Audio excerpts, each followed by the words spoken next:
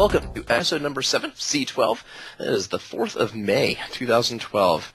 And this episode is brought to you by Udemy. Udemy enables anybody to take and build courses online. Their goal is to disrupt and democratize education by enabling anyone to learn from the world's experts. Visit udemy.com and follow them on Twitter at Udemy. We thank them for their support of C12. So this week in K12, I have a couple of interesting stories. This story comes to us from the Orlando Sentinel. Florida's runaway school accountability system, as they call it, is destined to fail and take with it the intended goals that it was supposed to accomplish. And there's the superintendents of Orange and Seminole County down there are kind of calling them out on the various problems. I think overall what we see from this article, though, is that this is the backlash against continued backlash against Race to the Top, to No Child Left Behind, and all these other systems designed to evaluate teachers, evaluate students. And yet, over and over and over, we see just not a lot of success, and certainly not a whole lot in the way of satisfaction with the program. So, as they say, teacher evaluations based in large part on student test scores, the latest requirement imposed by the legislature, are unworkable and may be the tipping point, they said, towards really not wanting to go down this road anymore. Certainly not the first school district to note this, and I'm sure it won't be the last. Just happen to be a couple of biggies. We also have a story. MIT is partnering with the Khan Academy. We cover this on Review Ed as well, but it is interesting from a K-12 perspective specifically that MIT is partnering with the Khan Academy. They're developing short videos for K-12 STEM education. And Khan has been obviously a great source, especially for mathematics, whether it's for remediation, flipped classrooms, independent learning. We see people using Khan over and over and over again to be able to, at the very least, supplement what they're doing in class, if not take an entirely different approach. So that's great. But now MIT is going to have its new MIT Plus K12 site and a dedicated YouTube channel. And we'll put links for both of those here on the video. But a subset of videos are also going to be made directly on Khan Academy and that great Khan Academy iPad app, I'm sure. But this is going back to Solomon Khan's alma mater, and last November he actually gave a tutorial to MIT students, sharing his experiences, and students liked what they saw and decided to kind of take off on this. I think the beauty here is that the more easy ways that we can have students getting access to at least an overview of a particular STEM concept, and then let teachers launch into that and run with it, the better we'll be. And I there's this sort of a, I won't call it a backlash, but there has been some pushback recently on the idea of the flipped classroom, and I think some folks who are maybe not fully understanding how it works, other folks who just really don't like it in principle. And the more high quality video content we can have, the more easily we can actually implement a flipped classroom really well. And so that big kudos out to MIT and Khan as usual. But just to definitely make sure you check it out on the MIT K12 site. A couple other bits of interesting information out there as well. I'm sure we'll see more being developed. Next, we have a story from extremetech.com, and they are letting us know, and we may have heard about this one already, but Raspberry Pi was revealed earlier this year as a very tiny computing device, reminiscent of the Tornado plug computer, and it certainly had the potential to be, at very, very low cost, to bring a whole lot of computers, whether they're used for just thin clients or basic internet access machines, even as servers to test and play with. Same as Tornado, in fact, is just at a much lower price point. Bring those into schools. We've seen some adoption in schools. We may see more, though, of Intel's competitor to that, and they call it a unit of computing PC, which isn't terribly sexy, but basically is a hand sized, a palm-sized box, and that box can drive a computer. It's a fully functional computer, at least in prototype currently. It was first demonstrated in April, but we're seeing that it may very well really come of this, not just vaporware.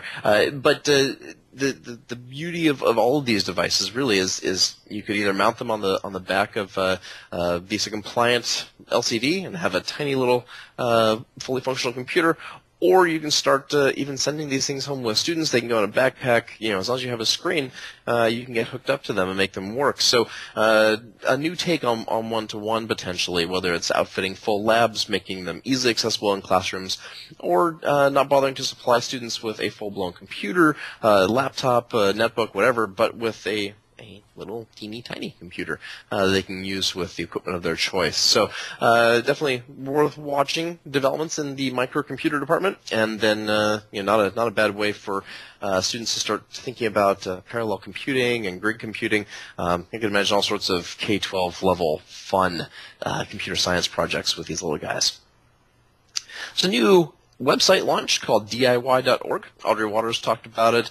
It's been on EdSurge and a few other places. But really, as they call themselves, they are a community for kids who make, or of kids who make. And it's actually a great application. They have an iPhone and iPod Touch app, but they also have an entire site where you can sign in and post pictures and video and information about things you create, which strikes me as a wonderful way to inspire kids to do just that. And school is all well and good, and formal education is all well and good, but if we can be encouraging our kids to be creative, which kind of I think remains this holy grail of education, give them a spot to brag about what they do and get feedback from their peers about what they do.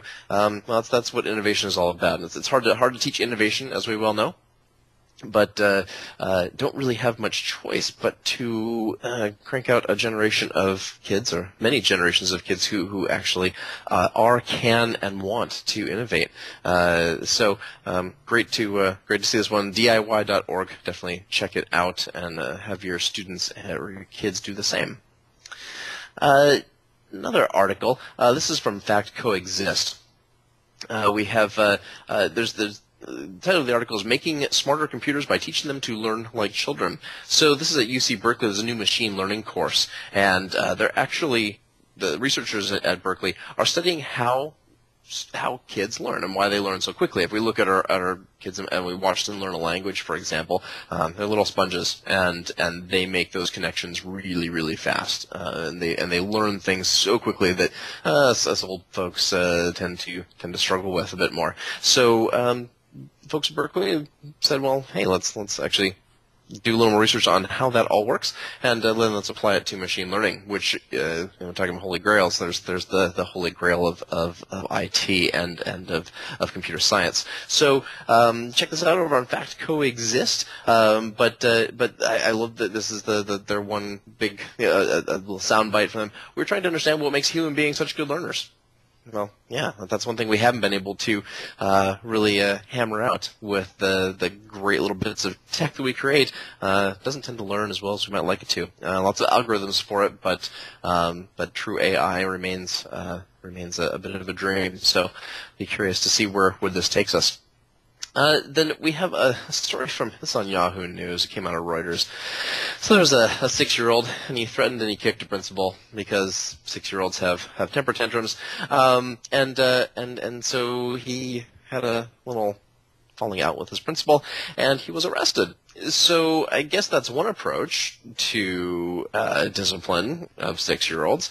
But this is in a small Indiana town. There's another incident earlier in April where police handcuffed a 6-year-old girl in Georgia because she was screaming and crying and had injured a principal. I personally think principals just need to be a little tougher, especially with 6-year-olds. But the Indiana student was suspended from school recently for biting and hitting a staff member, and was arrested on April 18th at Hendricks Elementary School in Shelbyville, which is about 30 miles southeast of Indianapolis, according to Reuters. This actually brings up something that teachers deal with every day. We have a variety of students, many of whom sit down and do their work, and life is great, and you have nice conversations, and you do fun activities, and that's great. But then you have students who have Asperger's or autism, and you have students with behavioral and emotional issues, and you have a whole lot of students who are mainstreamed who 15, 20, 30 years ago certainly would not have been. And I'm not saying that mainstreaming is a bad idea. I'm saying that administrators and teachers need to be given the tools to deal with this.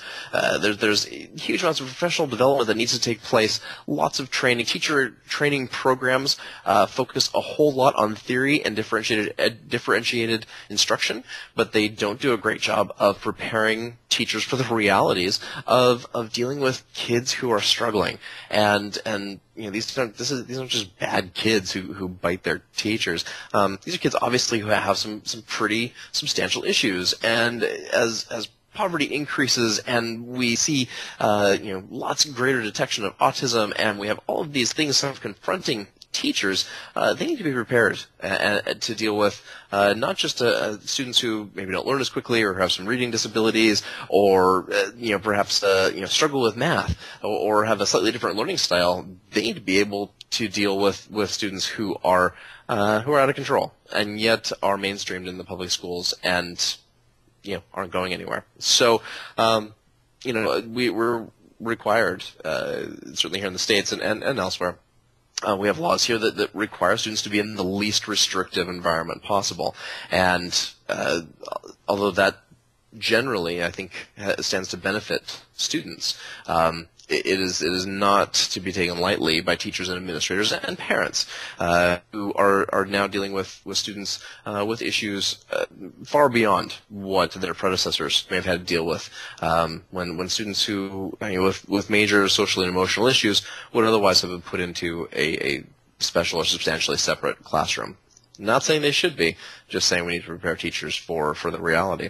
So, an unfortunate turn of events there in Indianapolis, but probably time to think about our approach, because arresting 6-year-olds perhaps not the best choice for kids who already have emotional issues.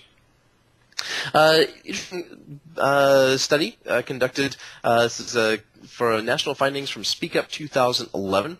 This is about mapping a personalized learning journey. This is from tomorrow.org.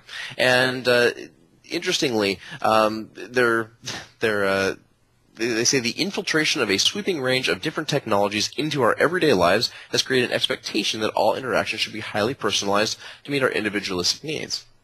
And in fact, that's probably true, but it's really not necessarily possible or appropriate. So this is it's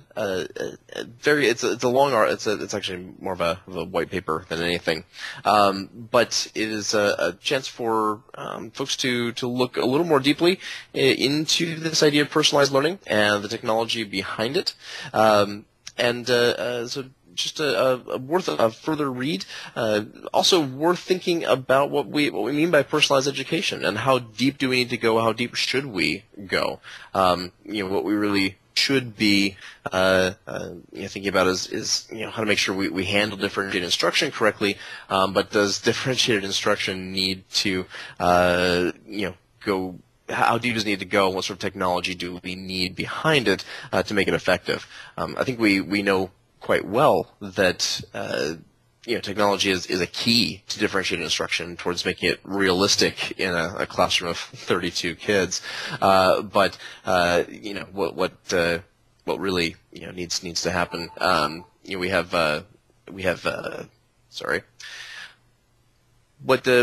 really needs to happen though is that we need to really decide what's the role of the teacher, what's the role of technology, how those two things come together. In this study, they found that 64% of parents would be willing to purchase a mobile device for kids to use in their schools, which is great. It's actually looked at 400,000 students, parents, and educators. But giving a student a mobile device, as we well know, is not really the answer when there's no pedagogy behind it and not necessarily the right apps. So definitely worth a look. Another story. This is from Education Week and edweek.org. New York is planning to unveil an online system for teacher evaluations. So here is another look at teacher evaluations. I think this one might be a little more useful, though. We know we need to evaluate teachers. We know we need to do it effectively. We know we need to do a better job of it. So if there's an actual system for managing it pretty well, I hope that is that this is going to be a positive thing. New York is very often at the forefront of many of the ed reform pieces, and really kind of pushing the envelope on how to deal with RTTP and NCLB requirements. So this perhaps will be a model for managing it better and being able to do more than the quick in and out or those planned awful days of evaluation that still so often pervade our schools. It was funny. One of my kids said, the principal walked through his class, sat in for 5 minutes, and then left. And apparently he's been doing that a lot lately. I said, well, yeah, that's what they're supposed to do. They gotta, provide regular feedback, just like we do to our students. And this was a new development. And my kids were used to once a year the principal might come in and sit on a class, and that class would be conducted perfectly. Of course, teachers were very well prepared for it. Obviously, not an ideal way to evaluate teachers. So we will see what New York can do in terms of this. One more story out of Ed Week that was interesting. Talking about standards, the Common Core standards in particular, as they say, opening the door for best practices from special education. Again, now we're talking about how do we differentiate instruction in a mainstream classroom? How do we ensure that students with special needs are actually meeting standards and not just being given dumbed-down content, which is what so often happens, unfortunately, in a mainstream classroom when there are special education students there, just not having them take a test or letting them do some goofy activity and then trying to assign a grade doesn't say they're meeting the standards. So how do we instead show we're meeting those standards? Looking at portfolios, looking at alternative evaluations, looking at narratives, looking at different ways to assess if these students are understanding and mastering content. Because just because someone in special education doesn't mean they can't master a standard. They just might master it differently, or more solely, or perhaps do we even talk about different levels of mastery?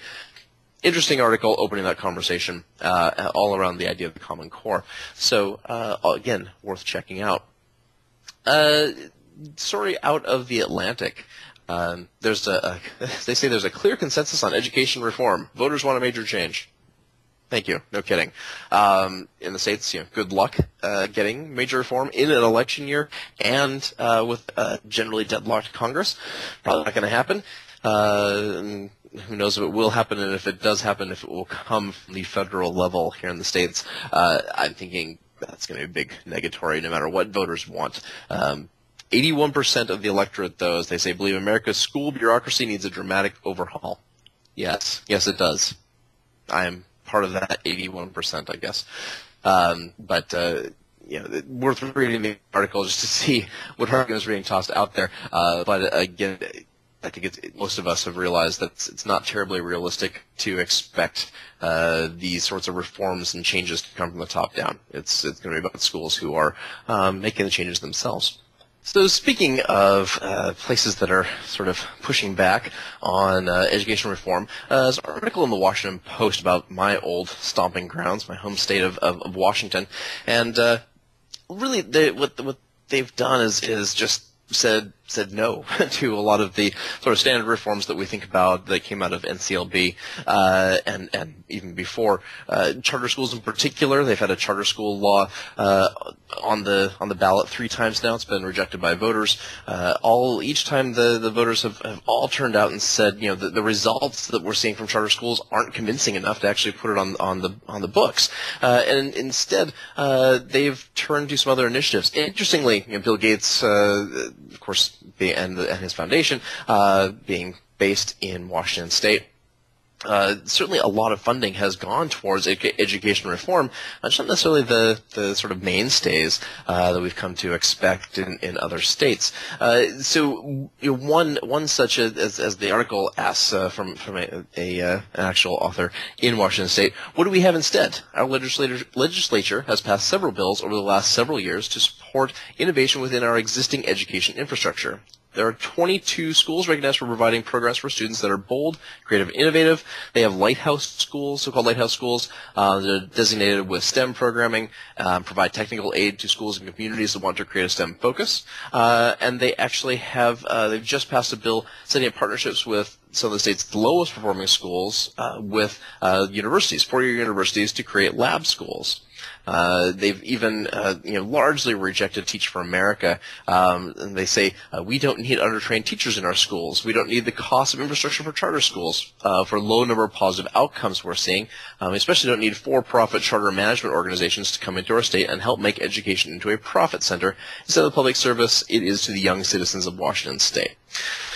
I'm not against for-profit education by any means, but I have to say that overall their results have been very good with these approaches, and the results with many charter schools, although some charter schools have done brilliantly and provide unique and needed services to students. Many charter schools have not delivered. In fact, we had a story, I think, just last week about a state closing a number of charter schools because they had not achieved their goals. So, interesting story from the Washington Post, Washington D.C., about Washington State and generally their rejection of traditional education reform movements. So, well worth reading there.